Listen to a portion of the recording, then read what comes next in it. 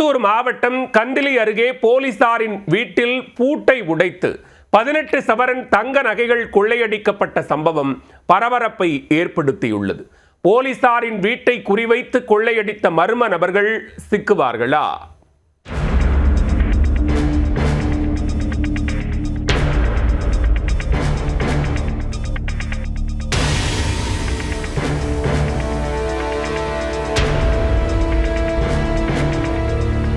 காவலரின் வீட்டில் திட்டமிட்டு திருட்டில் ஈடுபட்ட கேடிகள், கபோர்டை உடைத்து கொத்து கொத்தாக நகைகளுடன் தப்பித்த களவாணிகள். நடந்தது என்ன?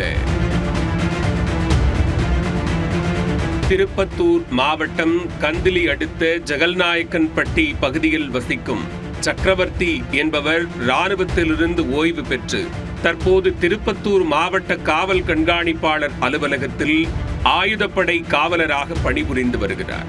சம்பவத்தன்று அவரது மகனுக்கு உடல்நிலை சரியில்லாமல் போனதால் குடும்பத்துடன் மருத்துவமனைக்கு சென்றுள்ளார்.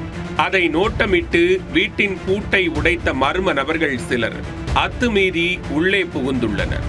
நகை மற்றும் விலை உயர்ந்த பொருட்கள் ஏதாவது சிக்குமா என வீடு முழுக்க சல்லடை போட்டு தேடி பார்த்தவர்கள் கபோர்டின் லாக்கை உடைத்து அதிலிருந்த 18 சவரன் தங்க நகைகள் மற்றும் 3000 ரூபாய் ரொக்கப்பணத்தை கொள்ளையடித்துவிட்டு தடயம் விட்டு வைக்காமல் தப்பியுள்ளனர். காவலர் வீடு என தெரிந்தும் 2 நாட்களாக நோட்டமிட்டு வீட்டில் ஆளில்லாத நேரம் பார்த்து நேக்காக கைவரிசை காட்டியுள்ளனர்.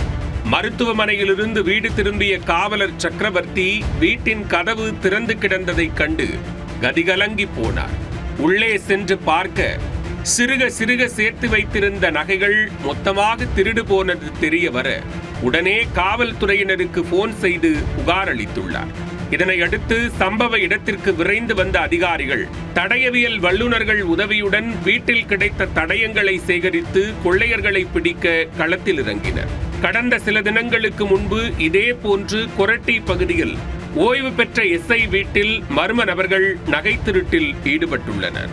இதனால் காவலர் வீட்டை நோட்டமிட்டு அரங்கேறும் சம்பவத்தால் சாதாரண பொதுமக்களும் அச்சமடைந்துள்ளனர். சம்பந்தப்பட்ட கொள்ளையர்கள் பிடிபட்டால் மட்டுமே இப்பதற்றத்திற்கு ஒரு முடிவு கட்டப்படும்.